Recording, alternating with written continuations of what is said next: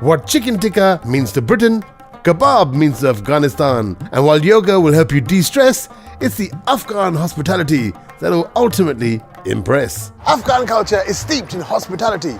Now, unannounced guests may seem a bit of a hindrance, maybe an imposition when it comes to Western culture, but Afghanis welcome them with open arms. Now, I guess that's the case with most of Desi culture, right? Anyway, time to move on to our next destination to see what our hosts have got in store for us. No matter how hard-pressed, the Afghans will go to great lengths to serve the best food possible. Coming away from an Afghan table hungry simply never happens, no matter how little preparation time the host has. Chicken and lamb are widely used meats in Afghani cuisine. Sometimes they're minced, sometimes they're slow-cooked, but often they're steamed as well. Now, marination is a very, very important part of Afghani cuisine as well. Not only does it allow for depth of flavor, but it also makes sure that the meat is incredibly moist and tender. Minced lamb laced with spices is wrapped in wafer-thin pastry and steamed to create little parcels which look very similar to Chinese dumplings. Phir uspe dala jata hai tomato-based sauce, a yogurt-based sauce and dried mint. And this is what is known as Afghan dumplings. Afghans believe in letting the meat do the talking. They believe that less is more when it comes to flavoring meat. So you'll see very few spices added to many of their dishes. A good example of that is namak mandi kadai, which we're about to make now. It uses fresh lamb, baby lamb in fact. Big boss here, he's the head chef. He's going to show us exactly what goes into it. So step number one, the baby lamb is added to the dry kadai, dry wok, dry pan, whatever you're using. 50% we need to put it salt now. Okay, so half the salt goes in now. It's a good sprinkling of salt, but only half. Or fresh slices of the ginger. Fresh julienne ginger. There's nothing like fresh ginger. हम इसमें oil use करेंगे. Okay. So they're putting in a little bit of the oil there, probably about half a cup to all that meat, which isn't really a lot. And हम इसको now 20-25 minutes के लिए हम इसको steam पे रख देंगे. Okay. And then they come out all his own water. So we'll allow the water from the meat to come out, and we only want to cook it about 70%, right? Yes. So about 70% cooked by the time that's over. The other remaining 30% will be cooked with very few spices that are going to be added to it. But we'll show you that in a few minutes. So come back.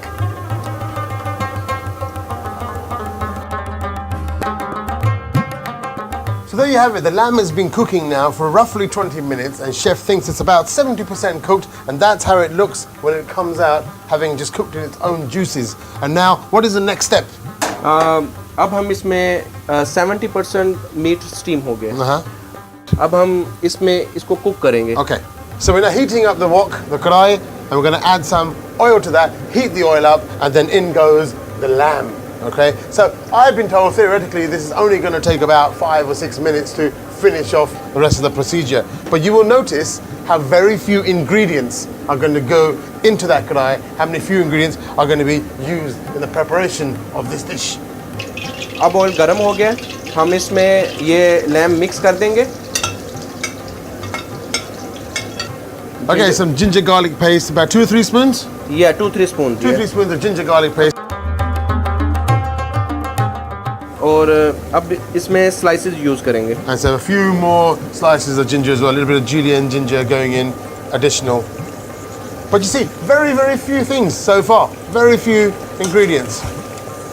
Whereas by now, if I was making a Punjabi dish or something, I would have put in, obviously the adrak lasan, then I'd be putting in jeera, and then dhania powder, and then red chili, and all sorts of things would be thrown in there. But no, not in this case. It's very different. So we're now just waiting for the color of the lamb to change and waiting for the excess moisture and stuff to kind of disappear. Basically, we're waiting for it to cook perfectly so we can add the last few ingredients to it and it's going to be ready. So as you can see, the color of the lamb has changed, it's darkened, and it's pretty much, we're almost cooked, I would imagine. But now we're going to add the tomatoes, right? Yeah, now we'll add the royal vine tomatoes. So there's a lot of tomatoes, in fact, equal quantity of tomatoes to the meat. Right, so that's chopped, fresh tomatoes going in there. Fantastic. They will not only add flavor, they will also give it a great color, and they look good. They look fantastic. So here go black the pepper. all-important spices. As I said, very few ingredients, and you'll see they're right there. There's no big list of ingredients. Green chilies, black pepper, and some more salt, and that's about it pretty much. So basically, you're talking about 20 pieces of chili, Yeah. equating to about 4 or 5 whole chilies, and that's it. Yes, okay. That's all that's going in. Okay, 4 spoons. 4 spoons The crushed of black pepper. crushed black pepper.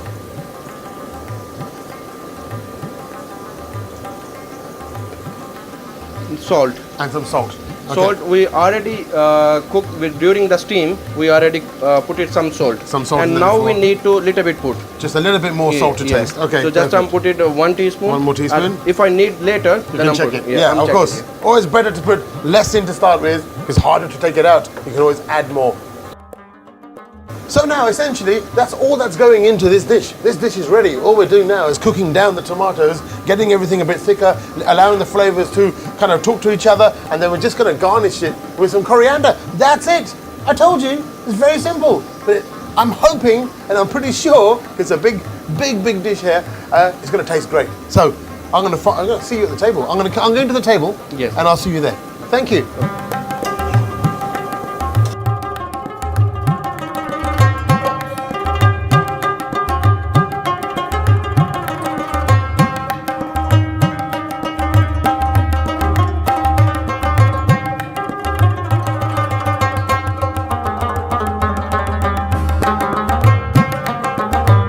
So the food has arrived. It looks amazing. I know I always say that, but it truly does look amazing. Just look at the naan. The stand they have for the naan, that is just outrageous. I reckon if they gave me 3 or 4 naans looking like that, I would have to devour them. I have no choice. This is a lamb shank.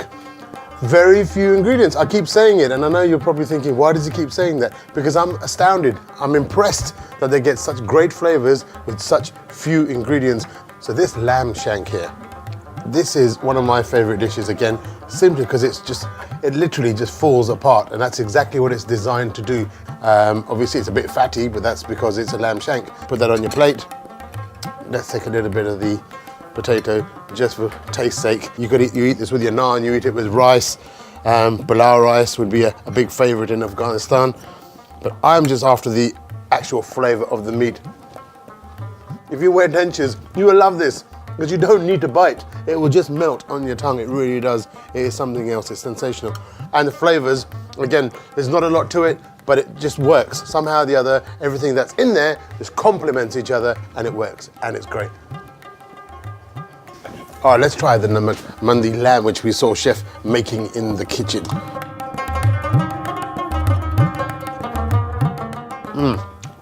So much flavor. To be honest, it's a teeny bit more spicy than I thought it would be. There wasn't a lot of chilies that went into this, but I think, as I said before, the addition of the black pepper and the chilies working together gives it a little bit of a kick. Lots and lots of flavor, because the black pepper flavor is, and the heat from that is not, it's not intense, but it's there. It's a very, very good dish. I'm just gonna bite the whole thing. Afghan cuisine is not just about measurements. It's about the warmth, the hospitality, and the creativity. All of those things combined together add an array of flavors, which makes Afghanistan cuisine quite extraordinary and quite unique. Our rendezvous with Afghan cuisine explains the relationship between the land and what it produces, and how this remote, hostile landscape is unpredictably perfect for bringing out some of the most delicious aromas one will ever get to experience. Be it the grilled meats and curries, steamed dumplings, or the fragrance of rose water emitting from their delicious desserts. Afghans take great pride in their cuisine, and that pride is very well placed. If you ask me, I think if there's one cuisine around the subcontinent area which hasn't really had the credit that it deserves, then it's probably Afghan cuisine. I somehow get the feeling that the lamb is so much better for you, perhaps because it's steamed, but it certainly retains a lot of the flavor and certainly a lot of the moisture. This program today has really shed new light on what I thought of Afghanistan. Certainly learned a lot more about its culture and, of course, the cuisine. I hope you enjoyed it too. I'm Raj Guy. I'm signing off to bring you more future episodes of Desi Beat. I'm going to look for some new ideas and some new cuisine. Until next time, take care. Fragrant rice, grilled meats, and steamed dumplings to savor. Afghan cuisine brings together a medley of flavor. evolving at the crossroads of upheaval, spellbinding culinary tales from the hinterland, not too spicy, not too hot, kebab, pulao, and 1,000 other tangs, hospitality pilots the Afghani swag. Sat Sri Akal, Namaskar, Khuda Hafiz, Noshi Jan. Oh, that means happy eating. Steam Afghani cuisine में steam ज़्यादा होता है, उसकी वजह से उसका जो salt में हम स्टीम करते हैं ताकि उसका जो अपना जायका है वो उसके अंदर ही रहे।